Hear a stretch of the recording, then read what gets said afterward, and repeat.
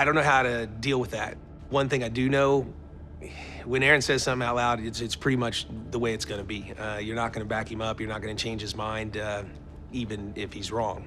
So, he's serious. For years, Aaron Kaufman said almost nothing about leaving Gas Monkey Garage. Fans noticed his sudden disappearance from the show that made him famous, while Richard Rawlings gave only a brief explanation before moving on. The truth remained hidden behind rumors and years of silence. Now, Kaufman has finally decided to speak out about what really happened between him and Rawlings. So why did he walk away after 14 years? Join us as we uncover the full story behind the fallout. The exit. In late 2016, Aaron Kaufman made the decision to leave Gas Monkey Garage after 14 years of building the shop alongside Richard Rawlings. The announcement shocked longtime fans who had watched him become the show's most beloved mechanic. And few people had expected the backbone of the operation to walk away so suddenly, leaving an obvious gap in the story going forward. Rawlings addressed the departure publicly through a blog post on the Gas Monkey Garage website, writing that the decision had not come from him and that it felt like it came completely out of left field. That description suggests Rawlings himself was genuinely caught off guard by the timing of Kaufman's exit, even if tension had been building gradually for some time behind the scenes. At the same time, Rawlings worked to reassure fans that the shop's future remained secure, despite losing its most recognizable mechanic. He insisted it would be unfair to the rest of the crew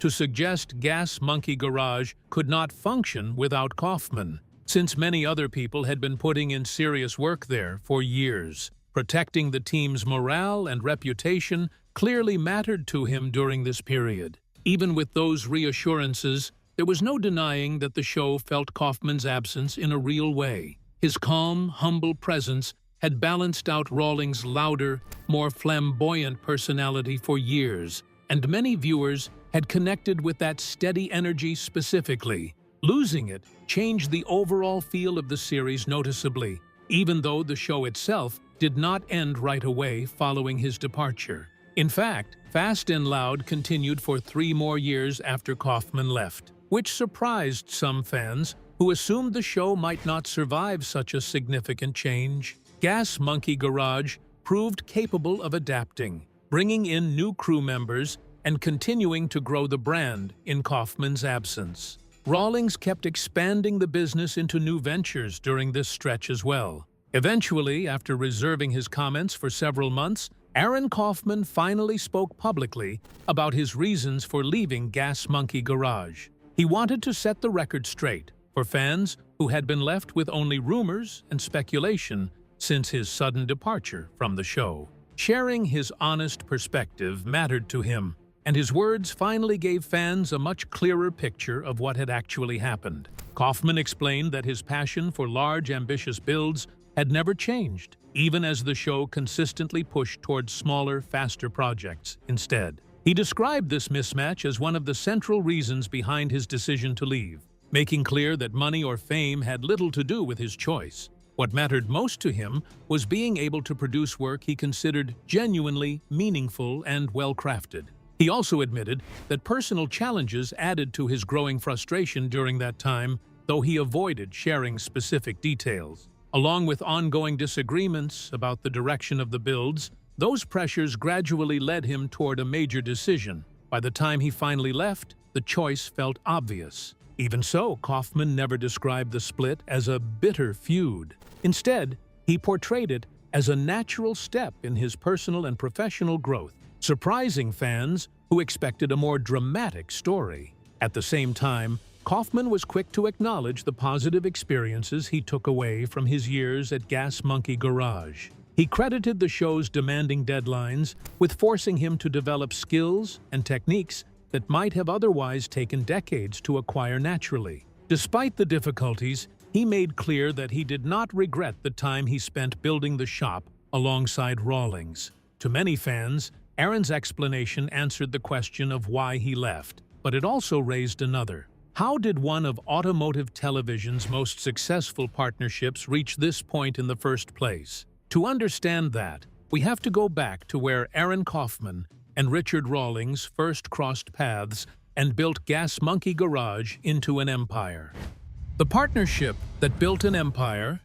Aaron Kaufman grew up near Fort Worth, Texas, where his love for cars started early. As a teenager, he worked on a Jeep Cherokee Chief, learning by trial and error rather than any formal training. He figured out how engines worked by taking them apart and putting them back together on his own. This hands-on, self-taught approach became the foundation for everything he built afterward, long before anyone knew his name. Around 2002, Kaufman crossed paths with Richard Rawlings, who ran a small two-bay hot rod shop in Dallas called Gas Monkey Garage. Rawlings quickly recognized that the young mechanic had a rare gift for fixing almost anything with his hands, and he did not waste time bringing him on board. That single decision ended up shaping both of their futures in ways neither man could have predicted at the time. In its early days, Gas Monkey Garage was nothing like the brand it later became. It was just a handful of guys restoring old cars and flipping them for profit, with no cameras and no audience watching. Kaufman handled the mechanical side of things while Rawlings managed the business and did most of the talking.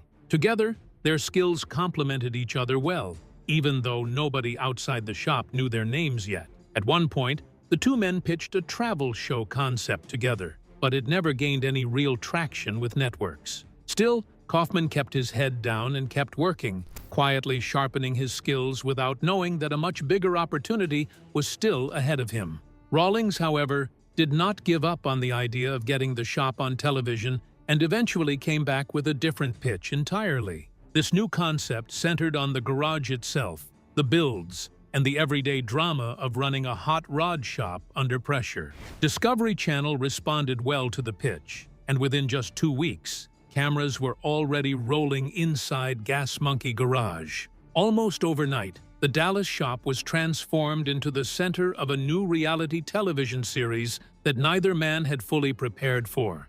Fast and Loud premiered in June 2012, and audiences immediately connected with the mix of fast-paced builds and interesting personalities. Kaufman became a fan favorite almost instantly, admired for his focus and obvious mechanical talent. He rarely said much on camera, but his work spoke for itself, and fans affectionately nicknamed him the Bearded Wonder for his skill and signature look. Over the course of the show, Kaufman appeared in roughly 60 episodes, earning his place as the heart and soul of the garage.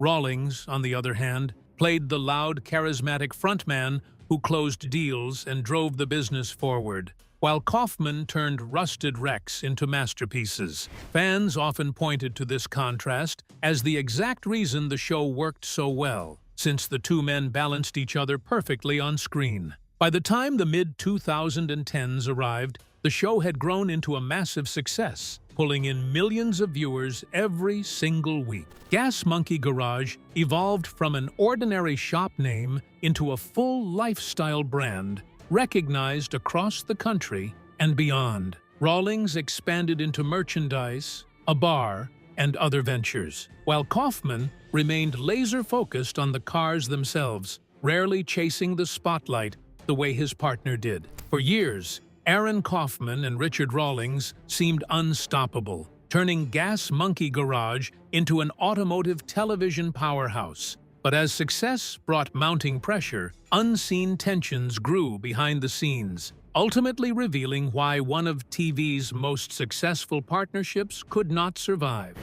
Cracks beneath the surface.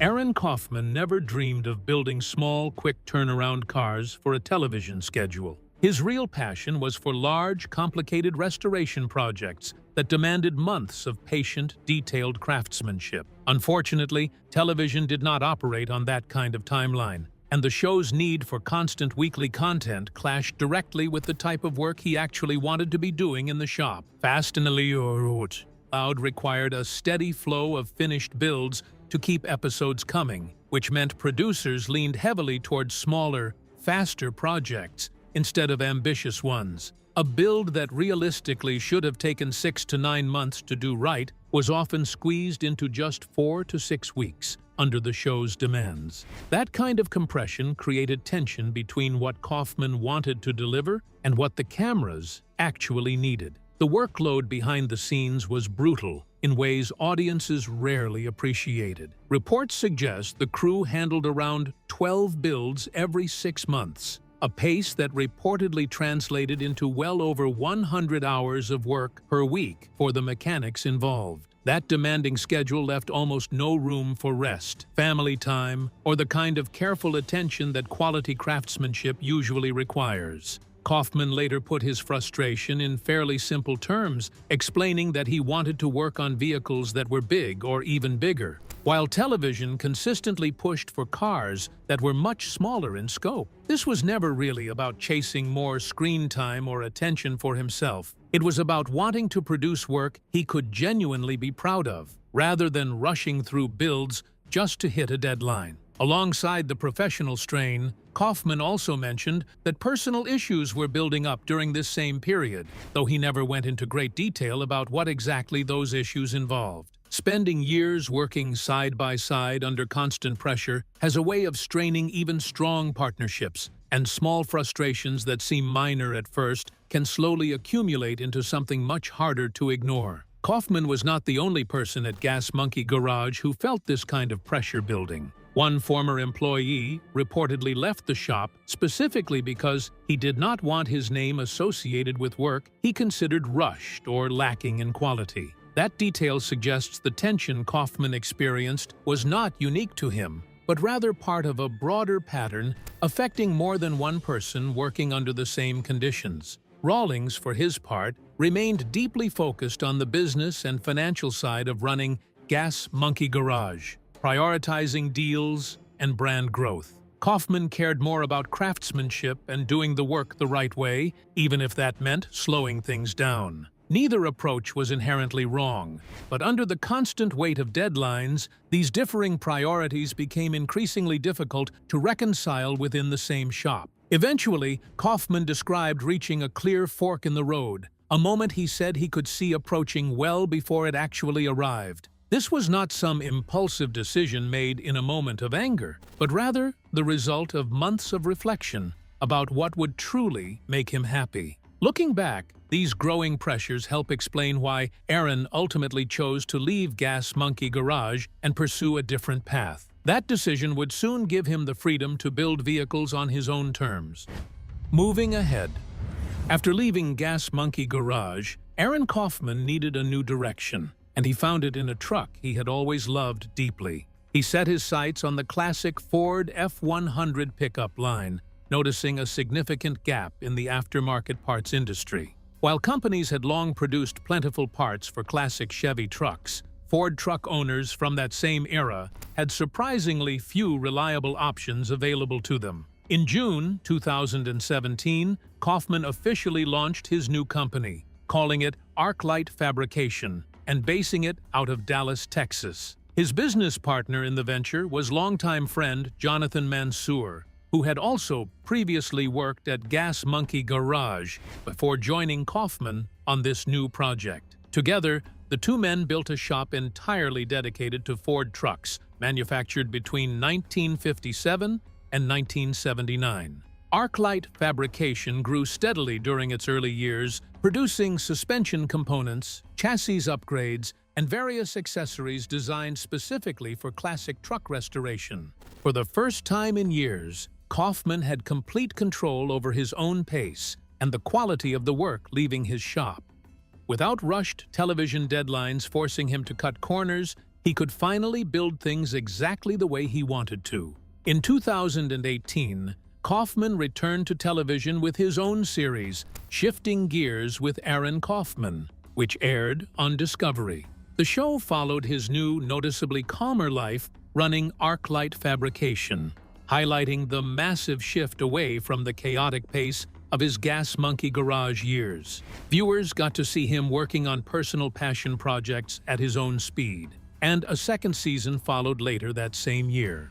The following year, in 2019, Kaufman starred in a different series called Aaron Needs a Job, which followed him traveling across the country to explore various automotive jobs and skills. This format offered fans a more adventurous and personal look at his career, showcasing his talents outside the traditional garage setting. His presence on television continued to evolve in new and unexpected directions during this stretch. As the business continued expanding, ArcLight Fabrication eventually relocated from Dallas to Grand Prairie, Texas, around 2019, allowing for more operational space and growth. Kaufman spent these years steadily building relationships with Ford truck enthusiasts across the country, and his shop developed a strong reputation as a trusted name specifically within that niche market he had originally identified as underserved. As for his relationship with Rawlings, most available reports suggest the two men remain on friendly, civil terms rather than harboring any lasting bitterness. Public appearances and comments from both sides point toward mutual respect, continuing well after their professional split, with neither man speaking harshly about the other in interviews. Their history together still appears to carry real weight for both of them, even years later. Looking back on everything, both men ultimately found success after their paths diverged from one another. Rawlings kept Gas Monkey Garage running as a major recognizable brand, while Kaufman built ArcLight Fabrication into a respected name within the Ford truck community. Their split, while significant at the time, did not derail either man's career, proving instead that sometimes growing apart can genuinely mean moving forward. But that was not the only fallout Richard Rawlings had with his workers. Gas Monkey clashes. Fast and Loud slowly grew into much more than a television series about fixing old cars. It became a favorite for people who enjoyed watching damaged vehicles return to the road after years of neglect. Every project demanded patience, skill, and long hours inside the garage. The team had to deal with rust, worn-out parts, and unexpected problems during almost every build. Even with those challenges, the finished cars often showed how much effort had gone into every step. Richard Rawlings and the Gas Monkey crew shared their passion with viewers across many countries, turning simple restoration work into exciting television. Behind that growing success, however, life inside the garage became difficult for several employees whose time with Rawlings ended after serious disagreements. One of the biggest conflicts began with an event that looked completely harmless. A visitor arrived at the garage and admired Richard Rawlings's Rolls-Royce. The visitor asked if a quick photograph beside the luxury car would be allowed. Mechanics Smith and Butler saw no reason to refuse and gave permission without expecting trouble. Unfortunately, the garage manager reacted very differently after finding out. He became extremely angry and strongly criticized both mechanics for allowing the stranger to take a photo. The situation became tense almost immediately, and what started as a simple request quickly turned into a major workplace dispute that affected everyone involved. The argument became even worse after Smith answered the manager with harsh words instead of trying to settle the disagreement. Butler also became caught in the middle while the conflict continued to grow. After learning of the incident, Richard Rawlings decided that both Smith and Butler would leave Gas Monkey Garage. He believed their behavior and repeated disagreements had created too many problems for the business. After leaving Gas Monkey Garage, Smith and Butler focused on creating something new instead of walking away from the car business. They teamed up with two experienced Texans who shared the same goal. Scott McMillan had also worked with Richard Rawlings in the past, giving him valuable experience in custom car restoration. Then Thomas Weeks completed the group with his own creative style and practical skills. Together, the four men opened a new workshop called Fired Up Garage. Discovery Channel supported the project and developed another television series around the team. During October 2014, Misfit Garage officially reached television audiences and introduced viewers to a different group of builders chasing success. Misfit Garage followed a style that many fans already enjoyed while giving the new team its own identity. The crew searched for forgotten vehicles that still had potential beneath years of damage and neglect. Some projects came directly from customers who wanted old family cars restored. Other projects began with trips to barns, auctions, fields, and hidden storage areas where unusual vehicles waited to be discovered. Every car went through complete disassembly before careful rebuilding started.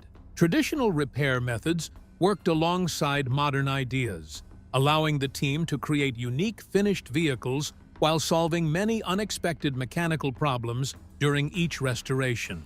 At the same time, the growing Fast and Loud franchise expanded with programs like Misfit Garage and Fast and Loud Demolition Theater, giving viewers even more stories connected to the Gas Monkey world, while another unexpected chapter waited to unfold. If you enjoyed this video, like and subscribe, and also click the next video shown on your screen.